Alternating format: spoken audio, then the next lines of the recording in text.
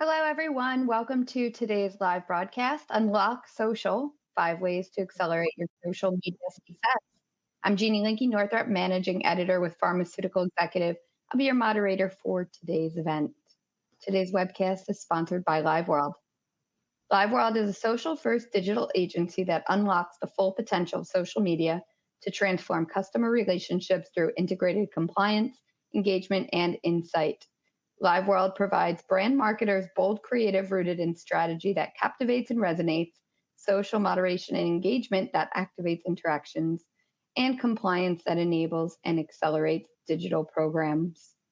With over 27 years experience making connections, LiveWorld leverages its social media DNA, global team of social media agents, and technologists to deliver emotion-driven behavior change through digital campaigns with a human touch. Before we begin with today's broadcast, I just have a few important announcements to make. As always, we have a great presenter on who's anxious to respond to any questions you have throughout about her presentation. The webcast is therefore designed to be interactive, and so we encourage you to ask questions to her throughout the event. You can also submit any questions you have by typing them in the Q&A box that can be found at the bottom of the video player. You can enlarge your slide window by clicking on the small icon located in the bottom right corner of the media player. Please note, however, that all slides will advance automatically throughout the event. If you experience any technical problems viewing or hearing this presentation, simply click on the question mark help widget located in the top right of your presentation window. Now I'd like to introduce and welcome Chief Strategy Officer and Healthcare Practice Lead, Dawn Lacklade, joining us today from LiveWorld.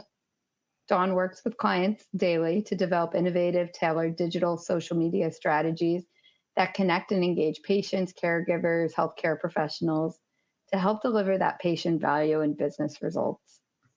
Her extensive healthcare and pharma experience enable her to direct a specialized team that's focused on creating and implementing social initiatives and services that enable success, including community management, audience intelligence, and content and monitoring required for compliant social programs.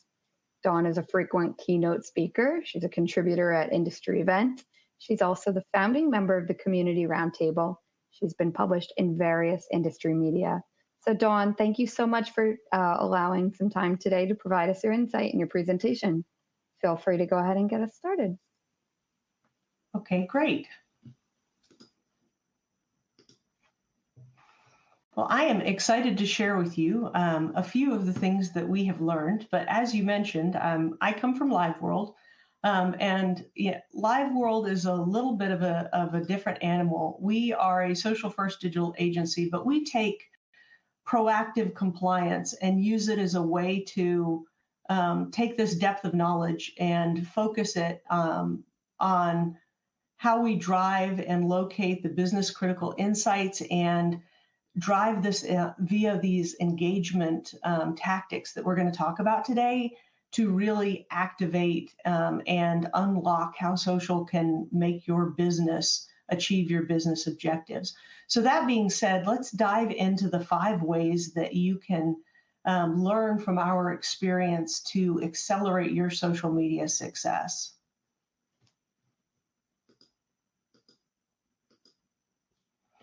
So the first recommendation that we have is work from the same playbook. So one of the hard things about managing social programs inside of companies is oftentimes you might have different folks within your company that have different levels of social adoption personally. They may not understand how social works. They may fear it. There's a lot of press going on right now, especially in this political climate, around social channels and some of the risks that go with them, but they may not also understand some of the things that we can do to mitigate those risks.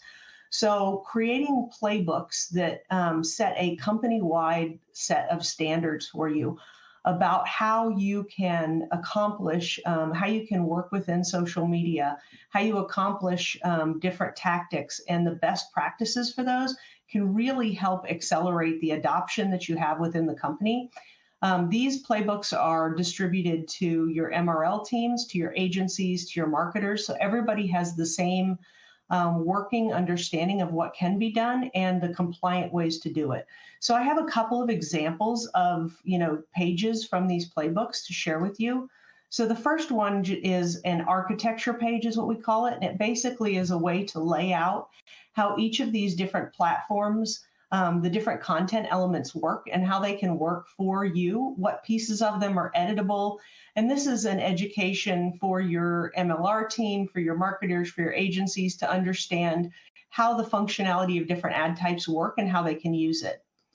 There's also recommendations and guidance in these books. For example, with whenever you're soliciting user-generated content, there are some limits to what you can do to solicit that content. So we would give a set of guidance around kind of, let's say, what the objective is, how you might do it. Then we would give specific guidance for unbranded programs, for branded programs, and even for boxed programs if those are different. So these guidelines make it very clear to all of the different participants across your company and your agencies and partners the best way to accomplish what you're trying to do. Our second acceleration tip for you is not to fear great content.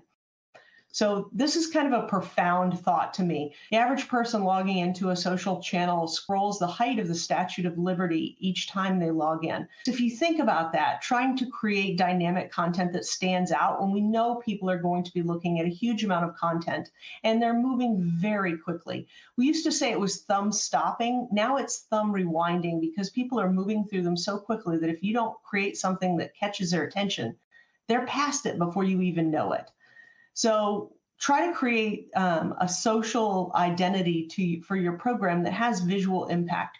Create things that are different, that don't necessarily look or feel like pharma.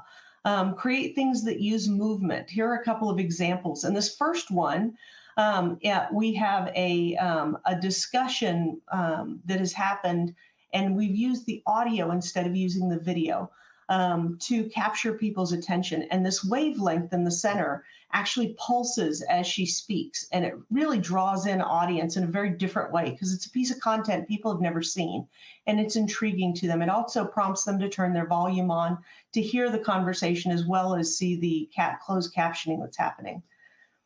Also, when we think about using video and some of the tactics that are more popular, we often really complicate that. And it doesn't have to be that complicated. As you'll see in these next two examples, using a little bit of movement and some animation can really bring the content to life and make it something that captures attention and stands out amongst your peers. So having quiz questions, having the confetti here in the new announcement, new product announcement, approval announcement. We also recommend that you really understand at a deep level the patient's journey and create content that really embraces that emotion and brings brings to the surface what they're going through. In this instance, this is a product for children with profound allergies. And these parents, if you really get into their life, they're always worried. They live their lives on the edge of fear. They're afraid to send their kids to a birthday party because their kids might be around an allergen that causes them to go into anaphylactic shock. So the point of this product is to give them options for how to feed a child in these different situations and to help to alleviate the worry these parents feel all the time. So in this instance, we had one of our animators hand draw what we call the worry monster. And we created this feeling of understanding with the audience because we get how much they are burdened with this level of worry. So we created this worry monster as a visualization of the worry they go through every day. We used it in several different ads to share how we understood what they go through. We also recommend brand stories. They're a huge win. Don't be afraid to get into the emotion with the brand stories. So often I see that they're kind of a shallow story of what's happening. It's the emotion that catches people's attention. It's the emotion that makes people want to share it. It's the emotion that really resonates with folks. So I'm actually going to play this one for a minute so you can see how it's crafted to bring you into Tamika's world with her family and some of the things she's thinking about when she's trying to figure out how to use food as a way to make her family bond. Real Food Blends has helped mealtime feel like family time because of the options.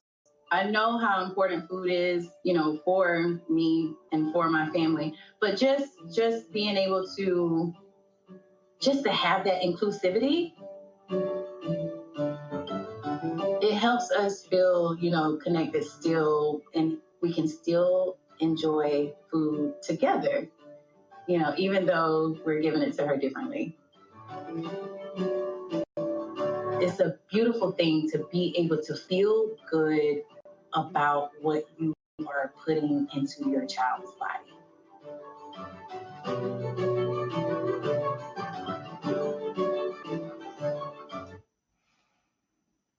So you see how you can use that emotion and the bonding that happens over food as a part of the story that you're telling and reflecting the reality that patients have.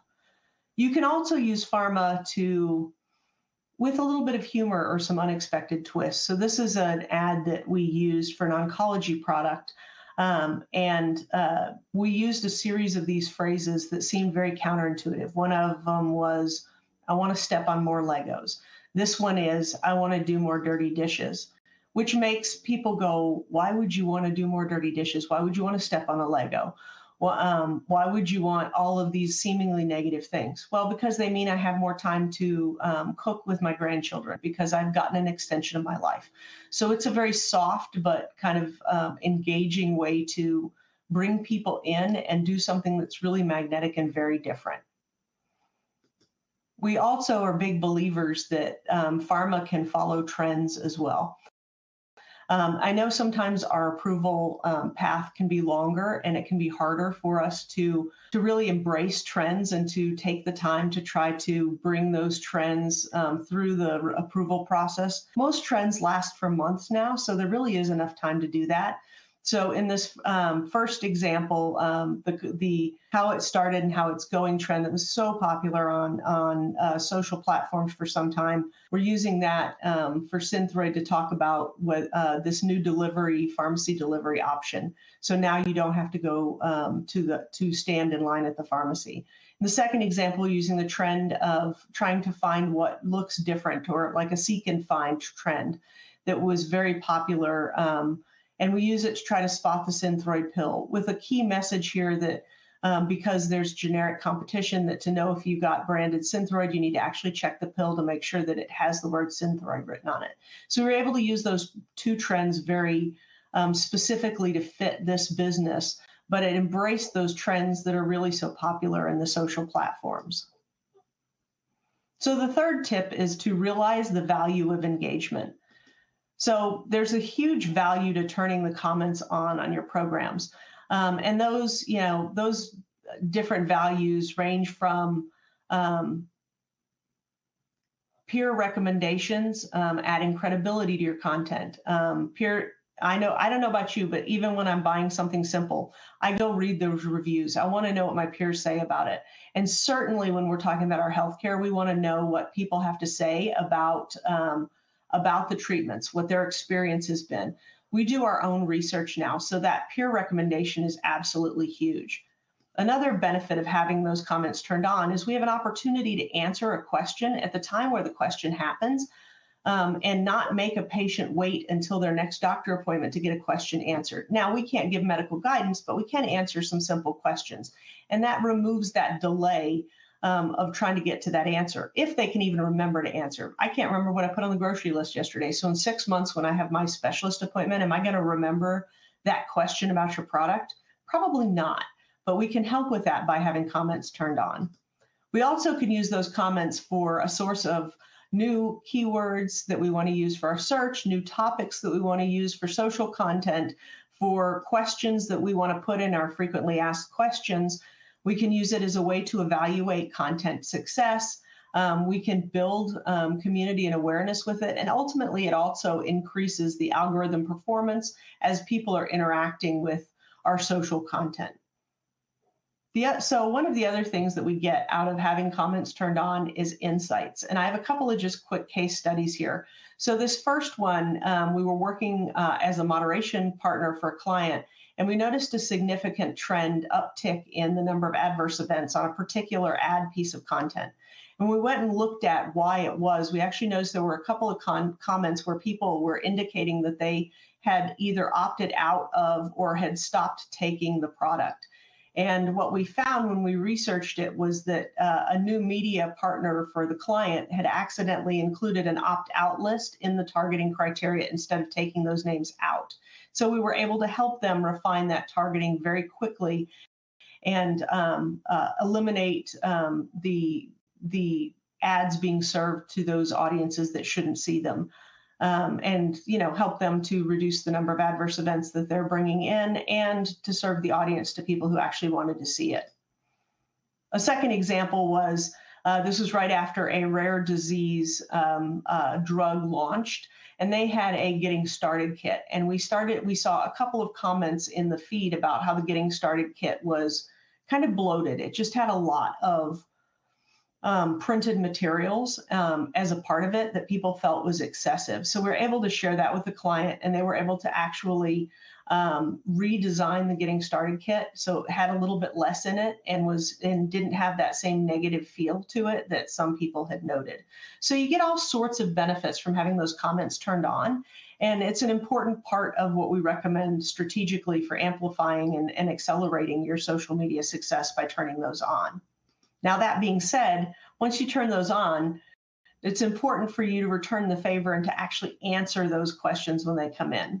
So when you look at kind of the best practices for answering those questions, they fall into a couple of kind of best practice categories. First, be human. Don't sound like a robot. Answer them directly. Put their name in the comment. Make sure that you also invite other conversations or engage with them in a way that it encourages other people to respond and comment in as well. Another great lesson is answer the question in place. If at all possible, try not to send them somewhere else to get the answer. Now, while we can send them to a website for follow-up information or more information, it's a best practice to actually answer them where they ask the question and not. We know we lose almost 25% of our audience when we pass them to another channel. So it is a best practice absolutely to keep them in channel and answer those questions. And finally, offering that as additional information, that additional level of detail is something that we recommend. You can do that as they have here, where they have a frequently asked question sheet included in the response, or you can use that as an email subscription to give them more information, or a website that they can go to get more information. So our fifth, don't get stuck in a rut, is all about considering new channels. So there are some channels that have improved dramatically what they've done. There are some channels that have recently decided to allow pharmaceutical conversations.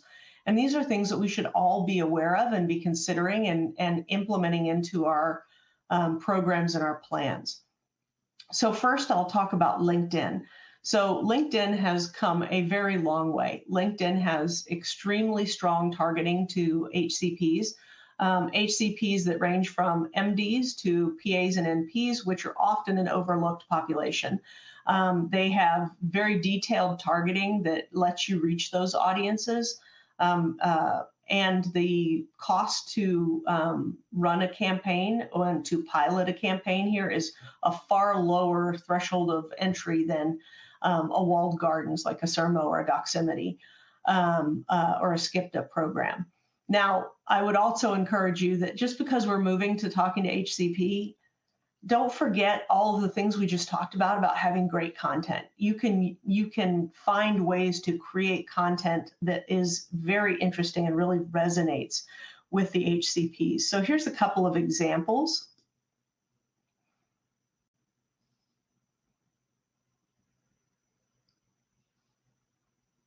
So while this one plays, this LHON is a condition that is a deterioration of your vision, where the center of your vision begins to be obscured.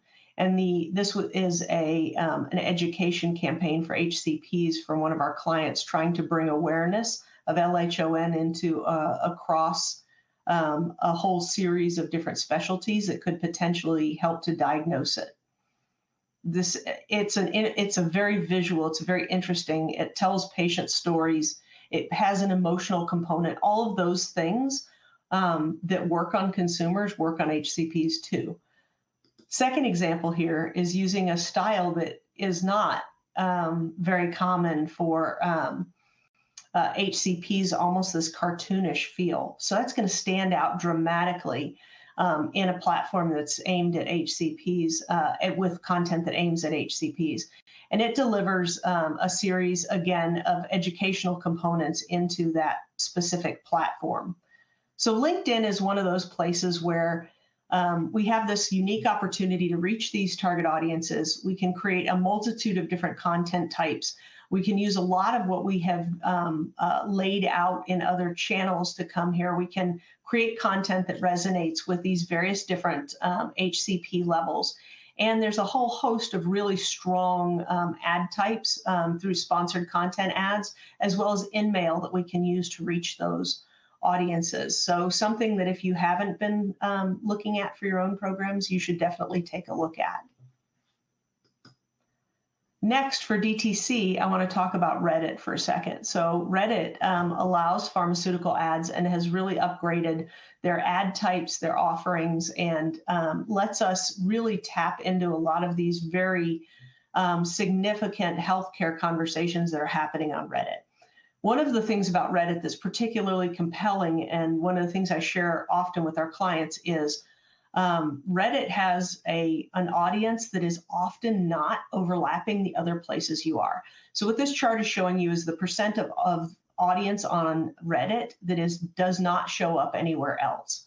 And so if you see, there's a lot of unique audience here that we can go reach, that are having conversations that are really specific to different conditions. As we look at the data, there's a significant amount of monthly views. There's a lot of subreddits around health and wellness. And we see that patients are visiting Reddit as well as HCPs and caregivers, and they're consuming content, actually taking action with the content we're seeing.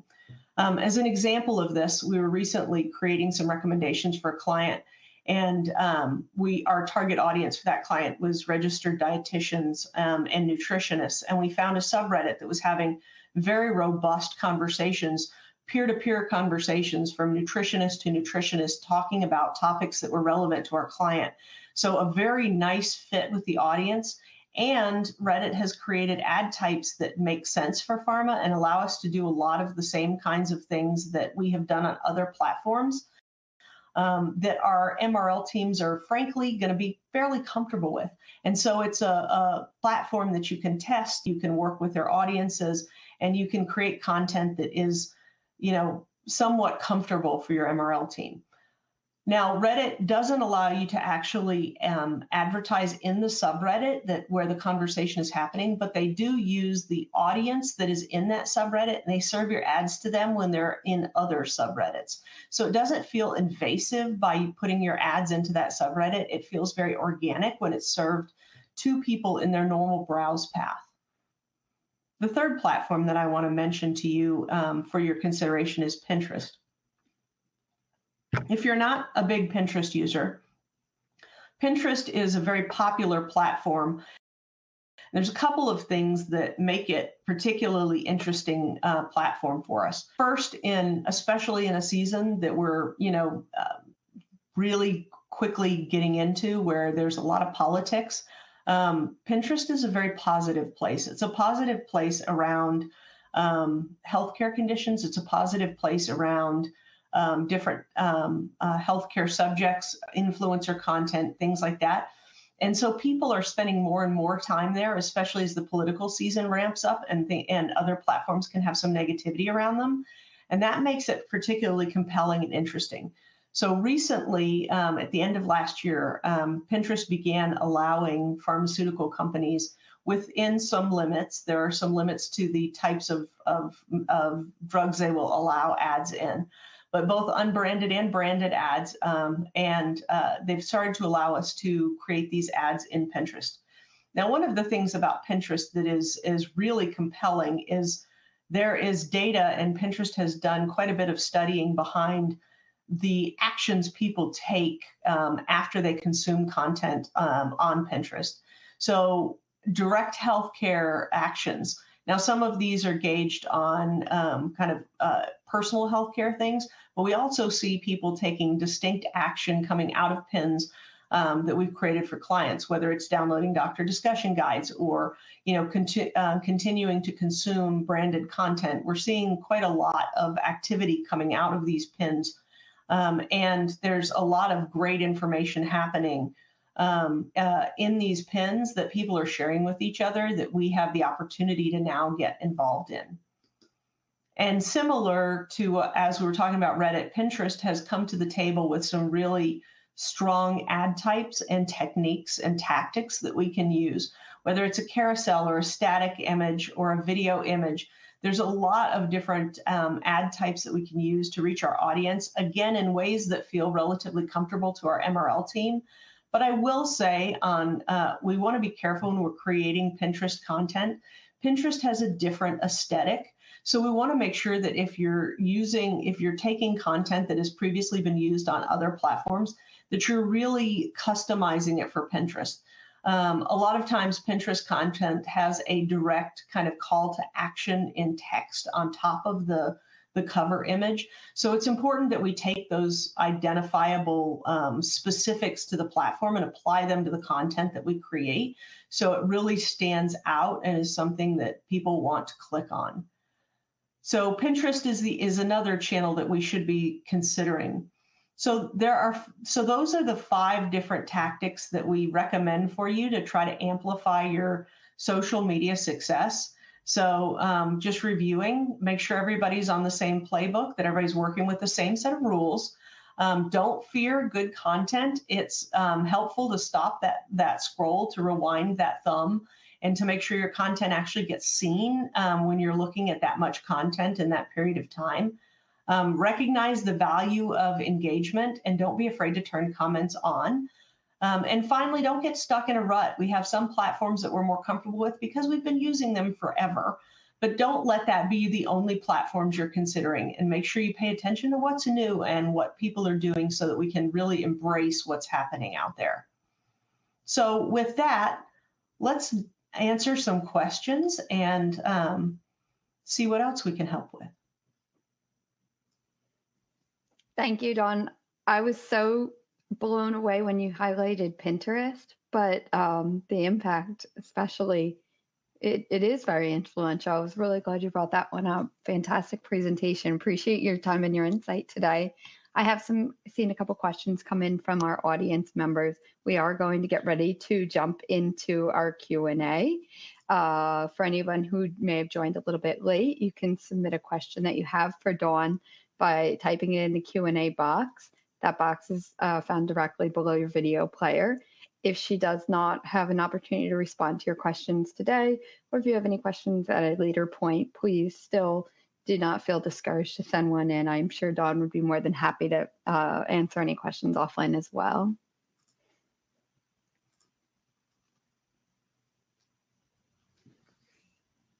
So Dawn, here's a comment from an audience member specifically about the comments for social channels based on concerns for risk, obviously, to compliance and such. Maybe you can talk a little bit more about how you manage and solve, monitoring for social campaigns where the comments are on. Absolutely. So, there is some fear of negativity showing up in your content, in the comments that show up. Having a strong moderation partner is a really important piece of that. So, for example, for our clients, we work with them and we sit down and we create a set of guidelines where we work with you to understand what it is you want to, what you're comfortable with in your community. So, for example, at its most basic, profanity. if we're doing a corporate program, you probably don't want any profanity on your corporate page. However, on some of these healthcare pages where there are significant conditions that have ongoing challenges, people are very frustrated. So we would tell you as a recommendation that you not limit all profanity from those, because it's an expression of their frustration and you'll really quash the conversation. So a good vendor will help you to create what you're comfortable with, a set of kind of agreed to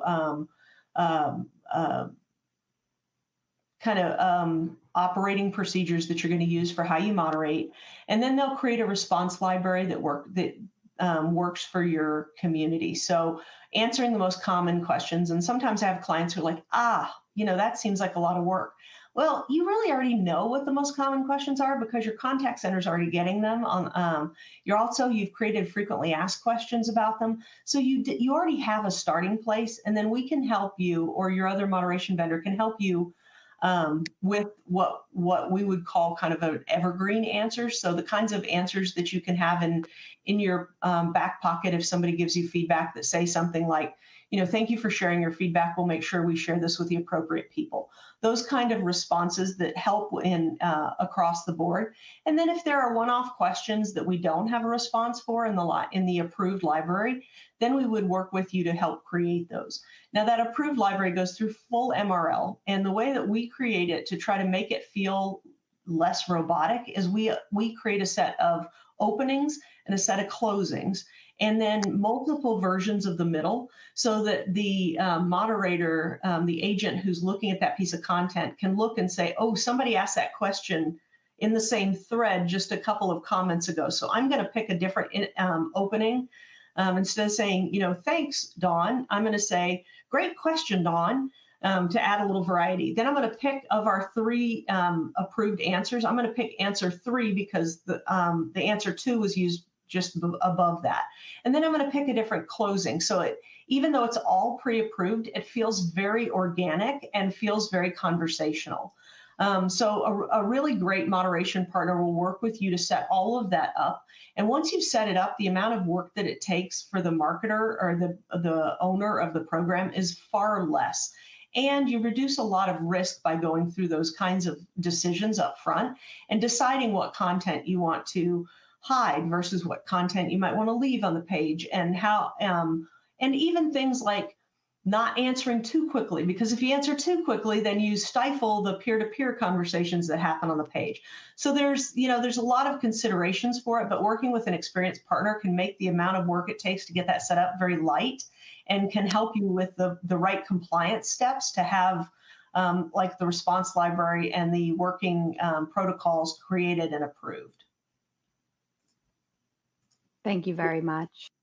So let's talk a little bit more about MedLegal Review. How do you get to really consider some of these alternatives, more interesting content? I personally know some of the navigation and the stumbling blocks. So I'm interested specifically in this question and how LiveWorld helps navigate this. So yes, it can be uncomfortable. And one of the things that we advocate for is to, before you even get into content creation, to sit down with your review team, whether it's an MLR team for pharma, or whether it's just a internal review team, and sit down and go through the platform and answer any platform specific questions they have before you get to the point where you're talking about the content. So get them comfortable with the platform. We've also invited our MRL counterparts to join the platform and participate, and we will friend them so we can send them content so they can see how it works and have an appropriate set of expectations before they're reviewing the actual piece of content. So what that does is it helps to take away some of the frustrations and concerns they might have and answer those before they're looking at your piece of content.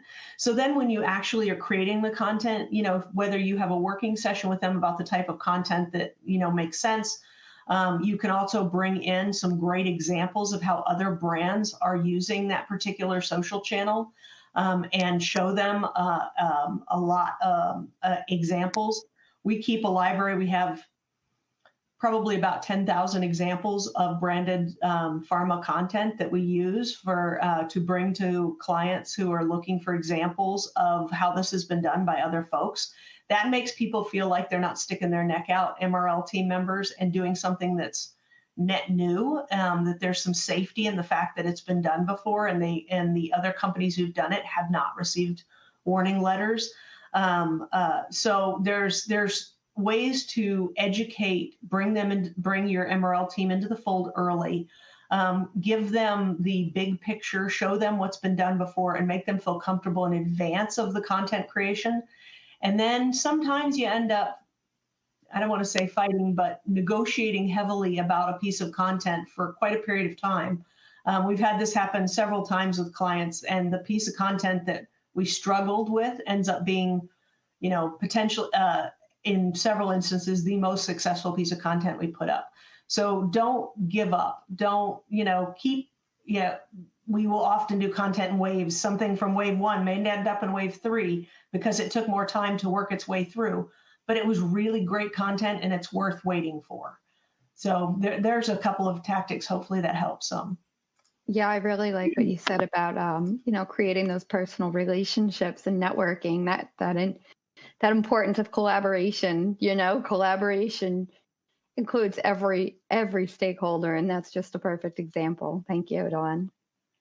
Dawn, our next question has to do with the playbook. Do you find that this playbook is similar to like off-the-shelf standard solutions from companies, or is it more customized? Well, some of it is fairly off the shelf, where, like the architecture slide we showed, the architecture of a social post is the same company to company. And the compliance recommendations that we make are often similar company to company, but they have to be customized based on your risk level, based on what companies are comfortable with, and even customized as to what risk level you're willing to take. If it's a branded, an unbranded, a boxed program, a corporate program.